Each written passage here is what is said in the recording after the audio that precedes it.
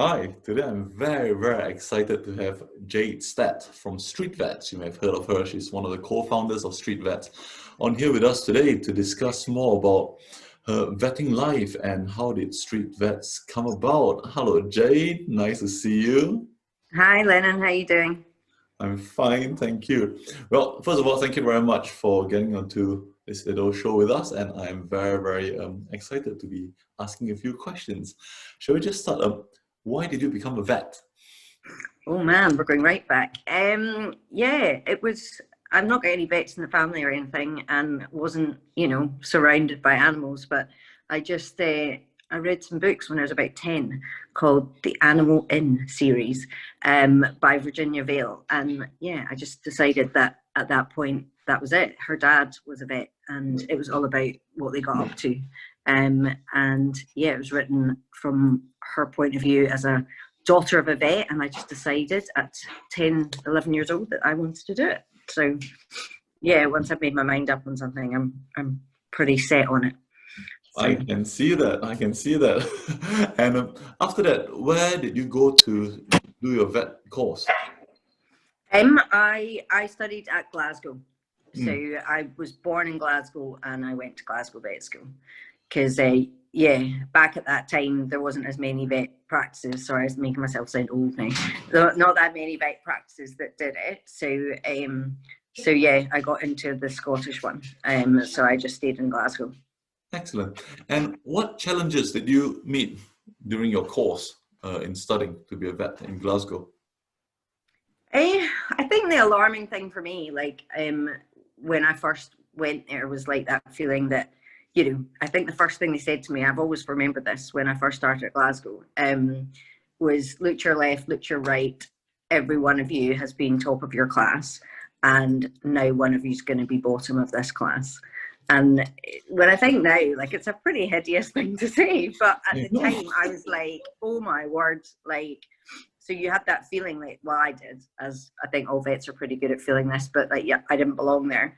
So, it kind of put you into this kind of very competitive, not that I wanted to be the best, but I just didn't want to be bottom at the beginning. But once, you got into it and you realized, then it became more settling. But yeah, I mean, the challenges are probably not dissimilar to what they are now.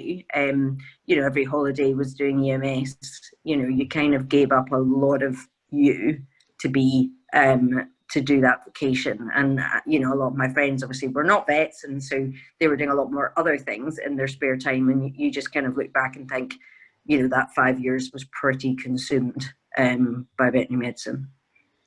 And after that, what did you do after vet college? I went straight into practice. So I think I had a few months off trying to find a job. But then yeah, I literally went straight into first opinion practice. It was quite a small practice. Me, my boss, and one other vet in Nuneaton, of all places. So yeah, on call, 1 in 3 rota, the usual joy. Yeah. Yeah, and I was there for a couple of years, and then I actually went traveling for a bit, and then I came back and went back into practice. So yeah. Just for the audience who are sort of wondering what is a graduate's life like, how did you find your first job? I think I was really lucky. I'm gonna be honest. Like I remember we had a wee sort of group of us. Obviously, we were friends from vet school, and we would all kind of speak to each other. And at the beginning, it's daunting. You're literally gone from being in this tight knit group on a campus where you know everybody and you're talking to everybody all the time, to being like diaspora, around the UK and not knowing anyone, and then literally going to being on call. But I had an incredibly supportive boss, and I also the other vet that was working there. Like she's now one of my best friends. So that was, yeah, 18 years ago. So she was also a really, really supportive person. And so I kind of had both of them. So when I did on call, if I needed them, I could call them. And yeah, so that was a nice practice. So I think the job I had after that was different again. It was a much bigger practice. And I think if I'd had that is my first job, it would have been a very different experience. So if you were to give advice to a fresh grad, a person of your sort of similar interest and similar confidence, what three questions would you get them to ask their new job before taking it on? If there's something. I think so. I've worked as a locum now quite a bit, and I've ended up getting the jobs through being a locum in practice. You then, you know, if you get on with them, you know, a lot of the jobs that I've gone for, I've ended up getting through working for them first. And I think, I don't think I would ever take a job now without working in the practice first, even if it was just for a day, because I think that you don't really get a sense of everything just from an interview. So, and I think any good practice should have no issue with you doing that, you know, coming to shadow and, you know, be involved with the practice. So I think I would ask to be involved in that way, like be able to come and spend a day at the practice, just so you can talk to people. And again, it's that, you know, talking with other people that work there. You know, if there's a good culture, you'll pick that up really well through having a chat. So I think that's important. I think understanding, I suppose, their attitude to listening to their vets and their nurses, and, you know, is it quite a dogmatic practice, or do you have quite a sense of, you know, communication where you can talk? And, you know, I guess it's getting a sense of, you know, do you have appraisals? Do you have like practice meetings where you all discuss things and get things back? Because that, to me, you know, is another good sign of, you know, a good practice. And yeah, getting an idea of how many, you know, what's the turnover of vets and nurses, if they work there for a long time, again, is a really good thing to understand. And I guess, you know, there's all these awards that exist now for practices, but one of the things that, you know, I think is key is obviously well-being, and having an understanding of what that practice, like how much they're aware of, you know, their staff and knowing what they need. So like they do it's the well-being awards, isn't it, that they do now. I mean, I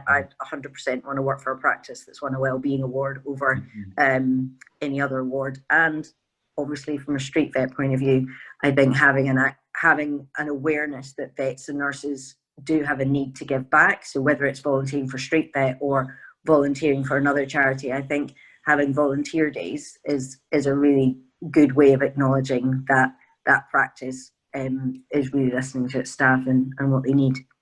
In all your years of locuming, you must have seen quite a lot of practices. What would you say would be warning signs to say that, okay, that may not be the best practice to be working for, or something needs to be improved in the practice? What would your thoughts be on that? I think things whereby you know, the culture is one of, this is how we do it and this is how it's going to be done, and there's no sort of open lines of communication. You know, you do see that a lot, and I don't necessarily think it's, you know, on purpose. I think people get in their ways of doing things, and that's what they're comfortable with. So, you know, when I've been a locum, obviously as a locum, your job is to go there and do your job and, you know, fit in. But there's also, you know, if as a locum, and I've been a vet for a long time, I'm not going to do something that I don't feel comfortable with. So I think that when I've worked places where there's that kind of open, like, oh, so why are you doing that? Oh, you're doing it that way. Do you find that better? Like, that's the place you want to work for, not somewhere where it's like, well, we don't do that, so don't do that. Or, and also where there's, I think, a lack of, I don't want to use the word respect, but awareness for the nurses and how much they bring to the table. And I've worked places where, you know, that they had a lot of people maybe working in roles that were not qualified, or, you know, they were being asked to, you know, move above where they were ready to be, and they felt too intimidated to say that they didn't feel comfortable. So I think that if there's that kind of ethos somewhere, that would make me concerned that maybe there's not free communication going on in that practice where the staff would feel comfortable to say, do you know what, I'm not that happy doing that. So yeah, they're kind of warning lights, I think, for me, I suppose. Fair enough. or things that I would feel that I would, you know, I'd struggle with if there was a very set way of doing things and nobody was open to discussion, and where members of staff were being asked to do things out with their comfort zone and didn't feel that they could speak up. Did you feel that vet college prepared you well for working life? And no, I'm going to be pretty brutally honest on that. Please I do. think Please that, do. yeah, I didn't really hesitate. I think from a veterinary knowledge point of view, yeah, I think I felt, you know, and also, I think a lot of that you get from your EMS and the, you know, if you pick a good practice and they know you and they let you do things and communicate and stuff. But I think from a expectation point of view, I think I had absolutely no idea and no understanding of veterinary business at all. I know that's changed now from when I graduated. And I think that, yeah, mental health and well-being has like totally changed, which I'm delighted to say. And also, you know,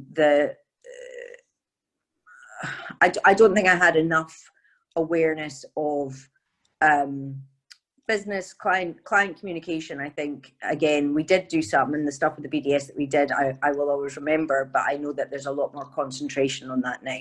So I think all the things to do with computer skills, business skills, well-being and communication are things that are now better, that I think that I probably lacked when I qualified. It's interesting you mentioned that, because I wanted to ask you another question that is a little bit sort of related to what you just mentioned, really. As we know, the vet profession at this moment in time, there is quite a few sort of statistics that's a little bit disturbing to a certain extent to me. Like the first one is the depression rate is quite high. You know, Vet Life, the equivalent for Samaritans for vets, they always mention about how the number of calls have doubled over every year for the past few years. And secondly, the dropout rate is also quite high. You know, they did a survey 2 years ago and they found that 38% of vets would stop being vets if they could actually afford it. That's more than a third.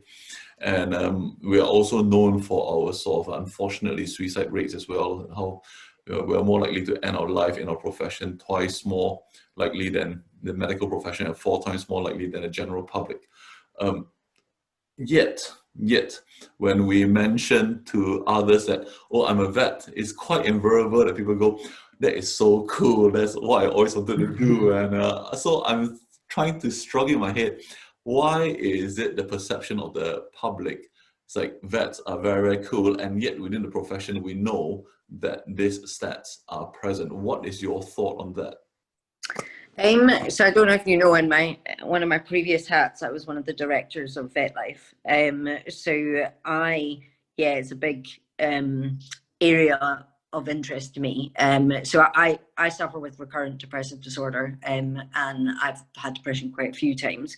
And it was through coming out of that I started to think all the things that you're talking about. You know, why vets? Why us? You know, why is there this misconception? And that was what led me to get involved with, it was VBF at the time, and obviously they've gone through a brand change and are now known as Vet Life. So, and I guess, honestly, part of the reason at the core of me starting StreetVet as well was what got me through a lot of my issues was being around animals, and my dog.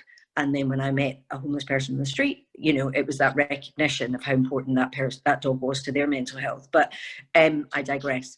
But in terms of the profession, I think that it is a really under acknowledged thing, because I guess people, they think about the puppies and the kittens and all the good stories, and they don't think about what it's like, you know, if a medical equivalent was involved with palliative care ward, for instance. You know, they get counselling, they get access to, you know, help and support, whereas we are potentially euthanizing 3-4 animals, you know, sometimes a day, and nobody really stops to think the impact that that's having on us. But also, you know, we entered this profession to save, right? We entered this profession because we love animals, yet we are faced with, you know, challenges all the time to do with what happens when we can't save them, what happens when money comes into it. And also, you know, again, I did do a lot of reading into this when I was involved with Vet Life, but part of a vet solution in your head is euthanasia. So if you're presented with a sick animal that you can't fix and you know they're suffering, one of the solutions to help that animal is to euthanize it. So there's that association that we consider euthanasia as a possible solution. So then there's that discussion that is that why we have a more open mind to suicide. When we ourselves are stuck in what we consider a never-ending problem. And I'm not saying that's a correct association, but in that moment, if you're used to that as a possible solution, that might be why. And yeah, I think, I mean, a lot of work has been done and is being done by like My Matters Initiative and Vet Life and all these changes to try and bring more awareness to the forefront. But I think the concept of the public being aware is quite an interesting one. And it would be a very interesting sort of documentary to do. The real sort of notion behind veterinary medicine and the effect that it has. But I guess I don't know whether it would be welcomed by the profession or not, but I do think it's a really important one. I totally agree with you. It's especially the bit on the euthanasia, whereby we actually sometimes convince owners or pet guardians to say that is the right option to do, and we have actually rationalized it. And that is, I can't think of any other profession that does that really, to rationalize euthanasia or even discuss euthanasia, much less perform euthanasia. Your end to that particular question led me to my next big question, really. Okay. Let's pretend if you had a magic wand, what would you say could be done, should be done, that could help to address all these issues? What needs to change? Because for obvious reasons, we cannot solve our problems using the same thinking when we created them, and it's evidently an issue. What would you be recommending that says that, okay, this is what we should be doing, X, Y, Z, so to speak? What are your thoughts on that, if any? Yeah, I think it's going back to vet schools really, and starting at that area, because they're the vets of tomorrow. They're the people that are going to be sort of molding the profession. So I think that. And I think that is happening. I think there's way more awareness and support than there was when I graduated. But I think that there's a lot of talk about how do we select for vet students? Who are we selecting for resilience and people that are able to deal with this? Because I think ultimately, it used to be, you select for people with all the A's and, the really overachievers, but a lot of the time, they maybe aren't people that are, have got other, I guess, qualities that are needed. And I think it's just balancing it, like we don't need to take people that have spent from the age of 12, like I did, seeing kennels and all the things that I did in my holidays, get into vet school. Actually, I'd be better off going out and doing all these other things that maybe would have made me a more sort of rounded person. But I think that it's a change in being the type of person that vets are, which is very perfection led. And I do think again that is changing, but I think that we're just not really that great at asking for help or feeling that that we can acknowledge that we've made a mistake. And I think if that culture can be removed or lessened, then that will become easier. But I think slowly I think that the changes, but it's got to come from where it all starts, which I think is a vet school. I agree. How do you view medicine? It's quite different. I understand you qualified back in 2002. I qualified in 2004.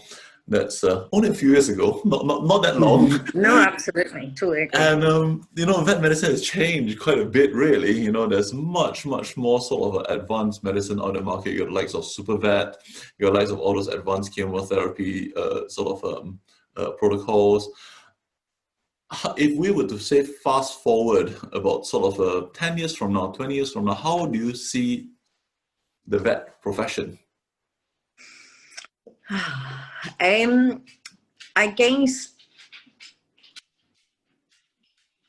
I don't know. I guess maybe there won't be a situation where people qualify to be generalists anymore, and maybe it will be, you know, very specific, that you will actually start, you know, specializing earlier on in your career, like at vet school maybe.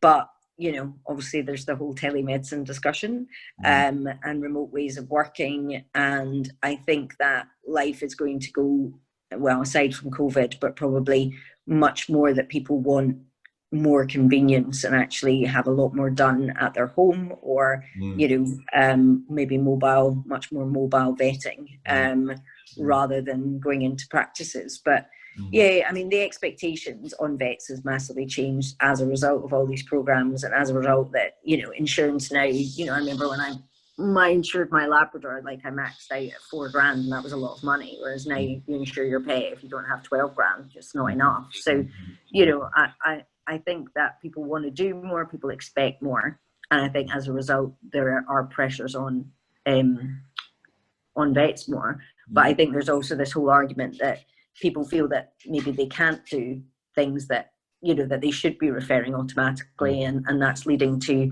I guess, dissatisfaction probably with new graduates, because they're feeling like they are not doing things, and they're being, you know, they have to refer as well because more and more people are insured. So, I mean, I think that it would be nice if people were, you know, still doing general practitioner work, but I don't know if it will stay like that if the expectations from the public are getting higher and higher, and the money that they're willing to spend and the insurance is getting higher to refer. Well, I agree with you as well. And it's interesting you speak about money. So the second sort of fallacy, or, you know, illusion, I call it, that sometimes you see is that they'll go, wow, you're a vet, you must be minted. What do you think about that? I mean, I'm a practice owner, so I sort of know what the profit margins are like. And as we know, Steve's, they sort of gave out a survey that was done almost 3 years ago now, to say that 58.5% of vet practices in UK, whether they're independent or corporate, they're working less than average profit margin between sort of 7 and 10%. But you know, it's not uncommon for the general public to go, oh, you're a vet, you must be minted. What are your thoughts on that? Why do they say that, and is it really true? Well, I think we all know it's not true. It's a vocation and something you do because you love your job, and not because you're expecting to make lots of money. But yeah, it's just that general misnomer, isn't it? They're relating prices that they pay, or, you know, for, and thinking that then relates back to, you know, the person in practice. But yeah, I think as well, you know, we always talk about it, but, you know, if people understood what their costs were for their own healthcare, then maybe they would be more understanding of what that value equates to. And like, lots of people have done like really interesting like infographics on, you know, a cruciate for a person in the NHS costs X, and then, you know, and I think that's really the only way that you can get through to people on that level, is to help them understand what the costs are. But, you know, it is tricky because they don't associate themselves paying for their own healthcare. So even though having a pet is you know, different, you know, it's that same argument. So I think that's the only, I find that's the only way to communicate that personally. And I know that people have done some work on that, because there's been quite a lot of vet bashing in the newspapers of late. And so, you know, I know people are responding to that by, you know, making comparisons. What would your advice be to a young person who is thinking of doing a vet course, knowing, obviously, being through the system yourself and being an experienced vet, and you have all this, and we just discussed about, you know, all the perfectionist syndrome, and knowing what we know about the vet medicine, what would your advice be to a young person, say that, oh, Jade, you know, I ought to be a vet. Do you think I'll be a good vet? What would you say to that young person? I think that, see, I'm one of the, I think I love being a vet. So I would never say that I would not go back and do the same job again. So I'm maybe, if you said like a third of people say that they wouldn't, then I'm not in that that camp, but I think that I would be concerned that they understood that it's not what they think it's going to be, and that they prepare themselves and are aware, first of all, obviously financial remuneration is not maybe what the perception is, but also that it's not about, it's emotionally draining, and it is, you give a lot of yourself to it because it's vocational. You've got to love what you do, I think, but also I think there are ways to prepare yourself a bit better now to get a better understanding of what being a vet means.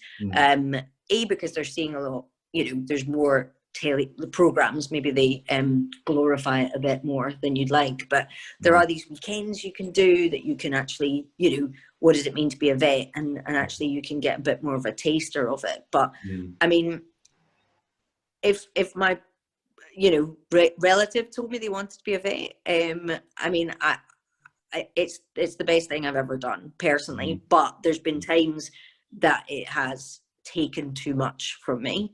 But I think that it's a learning curve, and I would want to make sure that they were aware of that and had support in place. And that if I could go back to vet school again, to be honest, I think I would tell my younger self to work less hard, because and enjoy it more, because it doesn't change the outcome. I mean, I graduated with honours, and I remember my first boss telling me that if he had somebody with honours apply for a job, he would put them in the no pile immediately. And I remember being like, oh great. So it didn't benefit me, it didn't change the vet I've become. So I think I would definitely take my pedal off the gas and take it a bit steadier, rather than work to oblivion, and actually enjoy the experience, because vet school was amazing. Met some amazing people. So obviously he saw something special. Even past your honors, he decided to hire you, so that's good. I can totally appreciate. I failed 3 times in my vet career: first year, third year, and final year. So I can totally appreciate, and we all become vets anyway. So I can. And that wasn't because I was partying. I was really, really trying my best. But there you go. Let's talk about street vets a little bit. So, street vet is one of the most fascinating concepts that has sort of overtaken the sort of vet world and the UK as well in the past few years. And tell us a little bit more about it. Like, how do you get into that, and what stimulated you to say that, you know what, let's go and help somebody's dog that I do not know that sits in the street? Yeah, I've always wanted to volunteer and give back using my vet degree, and I did look into doing it in other capacities, like abroad and stuff, but I felt very strongly that I wanted to do something here, and I didn't find it very easy to do. I phoned around various charities and offered my services for free, and I think it's just red tape and all these things that made it more difficult. So it was just in the back of my mind, and I wanted to do something. And then as I sort of mentioned, I met this guy, and I always have a chat, and his dog had a skin problem, and I just was like, well, what are you going to do? Like, how does this work? And he was sort of explaining it to me, and my own dog had recently been diagnosed with cancer, and I had all the veterinary world at my feet, and I still felt rubbish and helpless. Whereas this guy, I just started thinking, what would I do if that was my dog, like in his situation? And as I alluded to before, my dog helped me through some horrendous times in my life, and dogs are amazing for that, as we know. And it was just very obvious how much of a crutch this dog was to this guy in his life. And I just was like, right, surely I can do something about this. Like, if I had what I needed in my bag, I could have sorted that dog. It was a skin problem, done. So I walked away and sort of ruminated on it, as I do. And then I heard about a guy called Joshua Coombs, and he runs a movement called Do Something for Nothing. And he's a hairdresser by trade, and he would go out and cut homeless people's hair. So he was using his skill to give back, and the movement was calling for other people to do the same. So I emailed him, and I just said, I want to do what you do.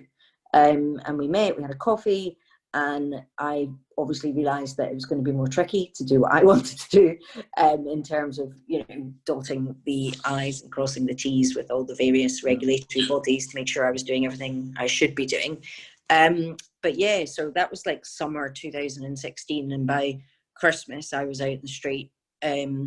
Josh was doing the hair and I was looking at the dogs. And it was at that kind of point that I guess StreetVet kind of snowballed, because there was an awareness of the massive need for it, but also I was very confident that other people in the profession would want to do it. And obviously I then met Sam, who was doing it, and then we joined to do it together. But there was a lot of sort of, not negativity, but thought that me and Sam were a bit mental, that, you know, why would vets and nurses want to get back from work and then go out and do more, because everyone's tired and, you know, the profession is long hours and everything. But we just knew, because it's different. Doing some StreetVet's just different. It's different because it's helping a human and their pet in a completely different way from what you do every day. It's the core of why most people did this profession in the first place. There's no money to worry about. You don't have to worry about insurance. You don't have to worry about time. You're literally just giving back in the sort of rawest way that you can. And I think if I'm honest, genuinely honest, I think the profession needed it. And I think that's why it has had the support, the tremendous support that it's had, is because I think people wanted to do something and they just didn't realise it. And then now they've been given this platform that they can do it, you know, without any risk to their professional, you know, credibility. You know, it's all been done and made sure that it's sorted for them. How do you actually get past some logistics? Like, what about certainly time is donated, and which is amazing. What about things like drugs, and how do you get past it? Where do you get the funding from and things like that? So, I mean, at the beginning, it was very much just persistent and perseverance on my front. I just think, you know, if I believe in something, I'm a bit like a dog with a bone. I don't give up easy. So, you know, I asked for support from various people, but we've had support from drug companies right from the start, and they've continued to support us. So, you know, we do get quite a bit of free drugs that, as I say, we people got on board at the start, and I'm just so grateful, because without them we wouldn't be where we are. And the same with practices. We've had practices get behind us. You know, all the volunteers are working for people, so they go back and they tell their bosses, and some of them will be like, okay, well, we'll give you a discount, or we'll give you, you know, one pro bono procedure a month, or, you know, Goddard's was the first practice to really get behind StreetVet, and they gave us 10 free practices a month. 10 pro bono cases a month for a year, which was game changing for us, to be honest. We also won a competition for £100,000 quite early on, which was publicly voted on.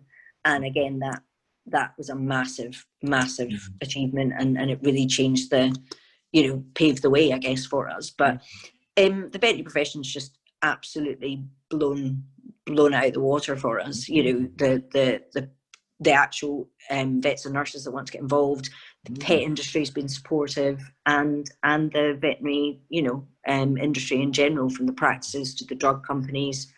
So I think that yeah, Sam and I talk about it, but, you know, to us, this is, you know, it's the profession, StreetVet. You know, it's the profession's way to give back, and I think, you know, if as a byproduct it improves the public's perception of the profession, then that is also a good thing. Absolutely, yeah. So I presume that you are talking about working after the hours. So usually all the street vets, they all have full-time employment and they volunteer their time. So nobody is really a full-time street vet, so to speak. So the people, so the army of volunteers that we have do it, you know, it's in an evening. So it's usually, I mean, everything's different at the moment because of COVID, but normally alongside a soup kitchen. So it'll be like 8 to 9 at night, or it will be on the weekend. In terms of employed staff, we became a charity in January 2019. So I became employed by StreetVet in February 2019 full time, because at that point Sam and I had conversations, and it was too big to do while working in practice at the same time. I was the first employed person for StreetVet, but I would say I didn't really, and I still don't do anywhere near amount of actual street vetting that I'd like, because I'm mostly doing behind the scenes and all that kind of stuff. But and then we employed an operations manager, and then we've employed a general manager. So there's now 3 members of staff at StreetVet. And the rest are all purely volunteer basis, and the sort of drugs are all donation. And a lot of the drugs are donation, but we still have a drugs bill. So every StreetVet team is registered as a separate branch practice with the RCBS, and we all have our own VMD inspections and our own NVS account. So I mean, we do a drug order regularly where we are paying for it, but we do get a good proportion supported. What's your dream for StreetVet? I just want it to continue, and to, I mean, obviously, I'd love for it not to be needed, but sadly, I don't think in the current climate, I think it's only going to get sadly worse. So I think that my dream is that, we've started something that is going to continue long past me, long past Sam, and be something that the profession can be proud of, and we can continue to, mobilize our profession to help people that really, really need it. And the other thing that we've literally just about to launch is our StreetVet accredited hostel scheme. So we're supporting hostels to start accepting more and more pets, because only 10% of hostels accept pets, and that's why a lot of our clients are on the street and can't get into a hostel accommodation. So I mean, I'd love every single hostel in the UK to accept pets and be StreetVet accredited, but world domination is yet to come. So we're just launching our first one this month. So I would like to see a situation where our owners are not discriminated against because they've got a pet. Sure, that's great.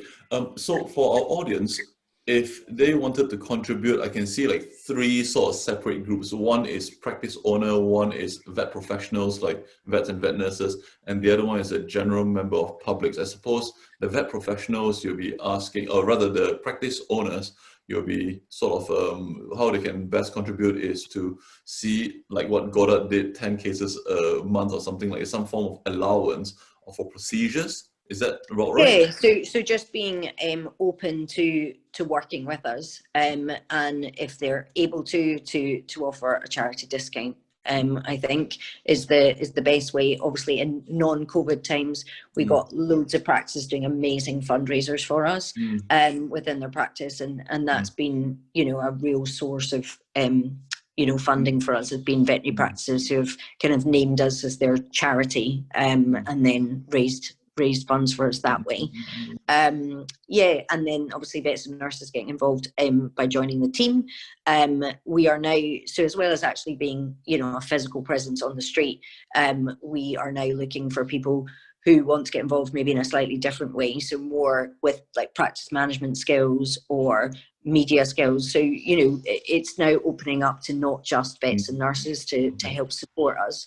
And then the public obviously support through fundraising, and we have an Amazon wish list for every single location, so people can buy, decide they want to buy a lead or whatever and actually have an entity. But the other way that we ask the public is to actually advocate for these owners. So if you do walk past somebody who's homeless and they have a pet, stop and talk to them, and try and strike up a commonality, I guess, use that dog as a conduit to conversation. And we're not an enforcement organization, we're an engagement one. So if you say to that owner, have you heard of StreetVet, do you think you'd want a vet check, or then we get so many members of the public now notifying us, and we've got a notification section on the website, and they can actually help to put us in touch with owners that might want our help.